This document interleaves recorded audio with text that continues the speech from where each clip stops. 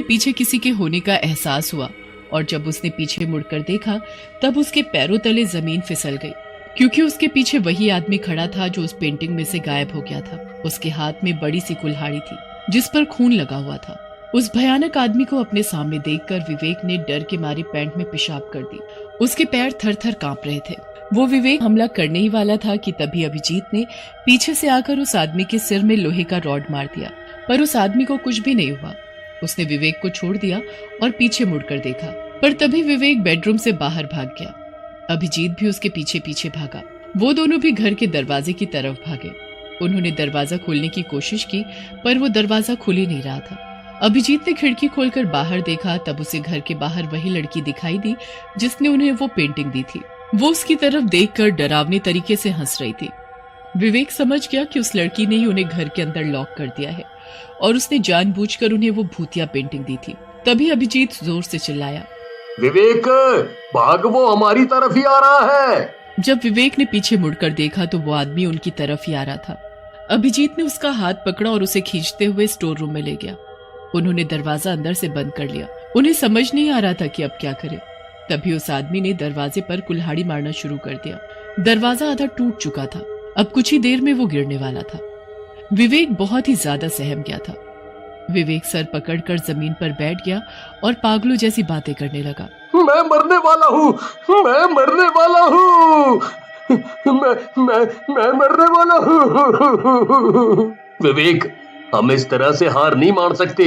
हमें इस आदमी का डटकर मुकाबला करना पड़ेगा। अभिजीत ने विवेक से कहा, पर फिर भी वो सिर्फ एक ही बात दोहराया जा रहा था। मैं मरने वाला हूँ, मैं मरने वाला हूँ, मैं मरने वाला हूँ, मैं मरने वाला हूँ। तभी उस आदमी ने कुल्हाड़ी से पूरा दरवाजा तोड़ा और दरवाजा जमीन पर गिर गया।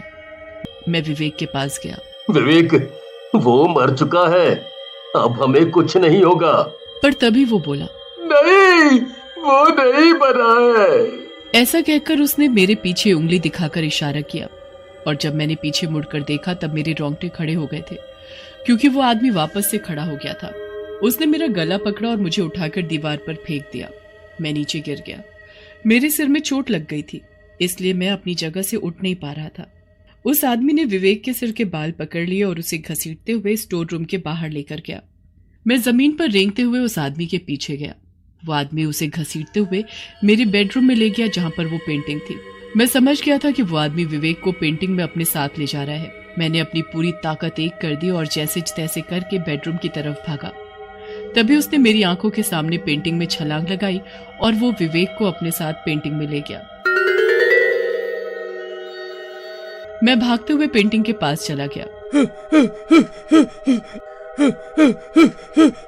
और मैंने पेंटिंग में देखा वो आदमी घसीटते हुए विवेक को बरगद के पेड़ के पास ले गया। उसने अपने हाथ ऊपर उठाए और उन्हें जोड़कर उस पेड़ से बोला, हे राक्षस देवता, क्या आपको ये बलि कबूल है? तभी उस पेड़ पर 2-3 मशालें जल पड़ी। वैसे ही वो आदमी हंस पड़ा। उसने अपनी कुल्हाड़ी उठाई। मैं तभी समझ गया कि वो आदमी उस भूतिया पेड़ को विवेक की बलि चढ़ाने वाला है। मैंने वो पेंटिंग उठाई और उसे हिलाने लगा, क्योंकि मुझे लगा कि ऐसा करने से वो आदमी पेंटिंग के अंदर इधर उधर हिलने लगेगा और वो नीचे गिर जाएगा। मैंने पेंटिंग हिलाकर उस पेंटिंग में देखा, पर तभी उस आदमी ने कुल्हाड़ी से विवेक का सर धड़ से अलग कर दिया और वो कटा सर जमीन पर गिर गया। विवेक की लाश जमीन पर तड़प रही थी।